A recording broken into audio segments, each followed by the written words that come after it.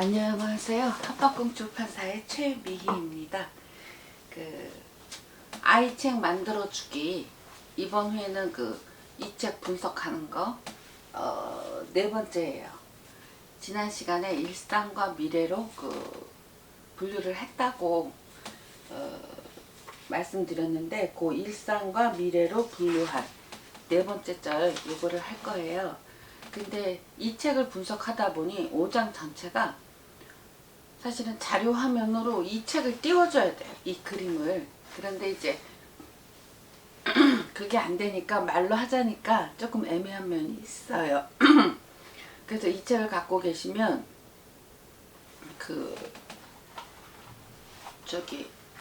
네이버 블로그에다 원고를 올려놓을 테니까 그걸 보고 참고를 하시면 좋겠어요.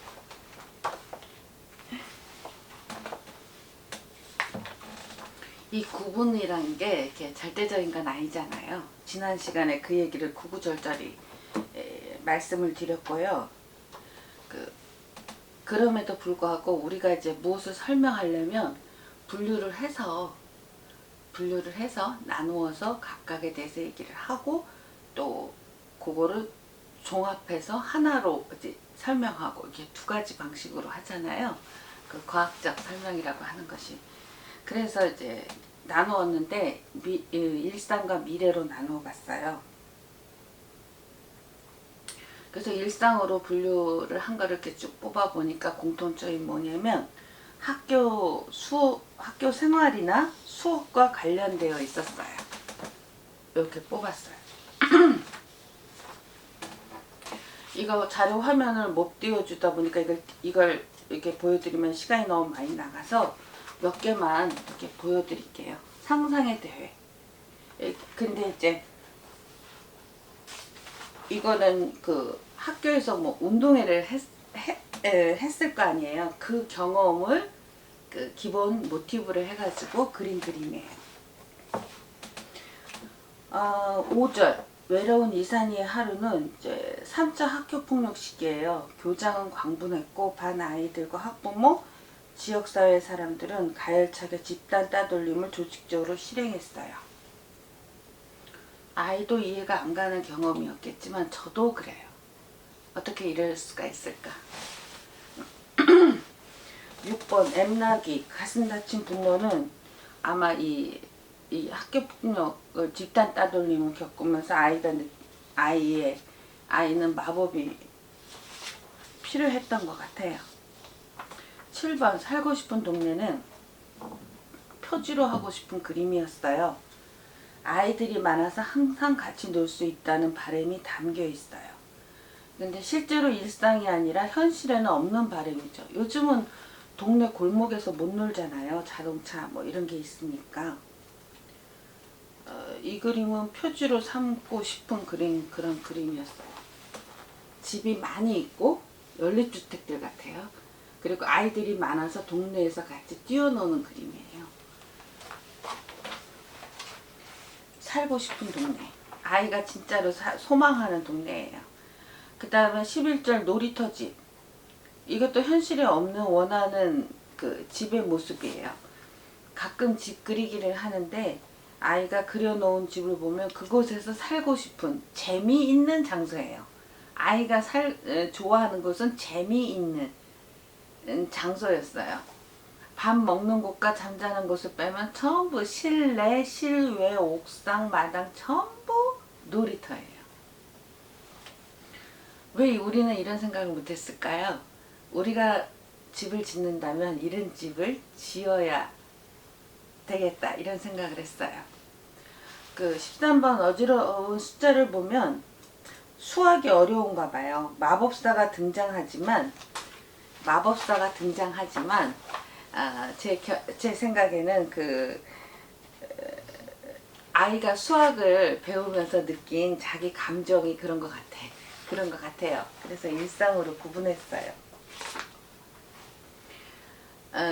14, 17, 20번은 학교 수업과 관련되어 있어요. 이거는 제가 직접 옆에서 봤어요. 학교에서 가고 싶은 나라에 대해서 배웠고 아이는 브라질에 가고 싶다고 선택했고 브라질 자료를 찾다가 피라냐 물고기를 찾아낸 것 같아요. 가고 싶은 나라. 참 아이디어가 굉장히 좋아요. 다른 나라들의 그 국기가 스티커가 있는 거는 붙이고 또 어떤 거는 다른 나라 국기를 그려 넣었어요. 이제 큰 아이는 자기겠죠. 그리고 자기 친구들하고 다른 나라들을 이제 가보는 이런 그림인데, 이거 수업 시간에 이런 대목이 있었어요. 그 피라냐 물고기는 그 브라질을 선택했을 때 아마존에 사는 물고기래요. 그걸 모티브로 해서 그린 그림이고요. 내보총기 저질러는 학교 수업 시간에 쓴 시예요. 시와 그림. 그리고 23번 문을 열면은 학교에서 직업에 대한 공부를 한 것 같아요. 이거 조금 놀라운 거예요. A4 용지를 2번 접었어요. 그러니까 4면이 나오는 거예요. 2번 접었을 때 요만한 거 하나 나오고, 요걸 펴면은 A4 용지 2분의 1이 나와요.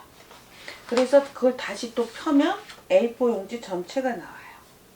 그리고 그걸 다시 2번 접으면 조그만 이렇게 면이 나오죠. 그래서 4면에다가 직업에 대한 이야기를 썼고, 춤추는 거위도 요거 똑같은 동작이에요. 학교에서 수업 시간에 배웠을 거예요. 요건 사람이 이렇게 둘이서 짝을 지어서 춤을 추는 거고, 똑같은 모습으로 이제 거위를 이제 그렸어요. 그래서 학교 수업 또 학교 생활하고 학교에서 생활하는 것과 관련된 것들을 일상으로 분류를 했고요. 그다음에 이제 미래에 대한 글을 뽑아보면 이제 이렇게 나왔어요. 그 결혼에 대한 이야기를 참 많이 했어요. 요즘도 많이 하지만 애기였을 때 4살? 4살, 5살 이럴 때도 그런 얘기를, 아이를 어떻게 기르면 되는지 관심이 지대했어요. 이게 4개나 돼요. 8번, 10번, 18번, 25번. 모두 결혼에 대한 관심이에요. 10번을 보면 아이를 10명 낳을 거야. 이건 너무 외로워서 한 말이에요. 혼자거든요. 안쓰럽기도 하고 동생을 낳아달라고 떼쓰다가 안 되니까 대신 자기가 많이 낳기로 했어요.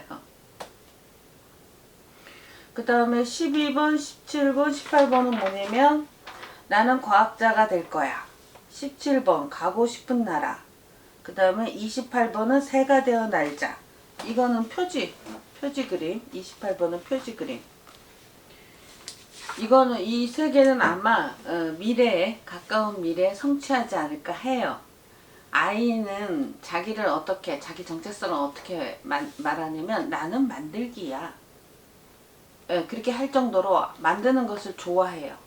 그래서 아마 과학자나 기술자가 적성에 맞을지도 모르겠어요. 근데 그림은 제가 철을 다 해둬서 남아있지만 만들어 놓은 것들은 되게 없어져서 사진으로 찍어 놓은 거 몇 장만 남아있어요. 제 살림살이가 참 많이도 망가졌어요. 국을 풀려고 보면 국자가 아무리 찾아도 없어요. 나중에 도우랑 이렇게 공장에서 만드는 찰흙과 고무줄과 함께 무엇인가가 되어 있는 국자를 발견하게 되죠. 상처가 나서 반창고를 찾으면 이미 아이가 다 썼어요. 쓰려고 사다 놓았지만 거의 쓸 때 반창고가 있어 본 적은 없어요. 23번 문을 열면 아까 말씀드린 거 참 멋진 동화예요. 이거는 박수를 쳐주고 싶어요. 어린이는 매일매일 항상 미래를 상상하고 설계하며 사는구나. 거기에는 당연히 미래에 대한 기대가 가득 담겨 있어요. 그래서 9살 아이의 핵심 어는 미래 아닐까, 이런 생각을 해봤고요. 어른인 나도 매일매일 미래를 상상하고 설계하면서 살아도 되겠다, 이런 생각을 했어요. 아이한테 배운 거예요. 매일 현실만 찾지 말고. 이게 화면으로 책 그림을 띄워줘야 되는데 그게 안 돼가지고 좀 말로 하기는 좀 애매해요. 그래서 이제 블로그에 이 원고를 올려놓으니까 그거를 좀 참고하시면 좋겠어요. 그리고 이 책 분석이 5장인데 아이책 만들기와 교육이념의 5장이 이 책 분석이에요. 근데 6곡째예요. 분석은 5장은. 그래서 동화하고 신화 2개가 더 남아있어요. 아이고 조금 깁니다. 예, 고맙습니다.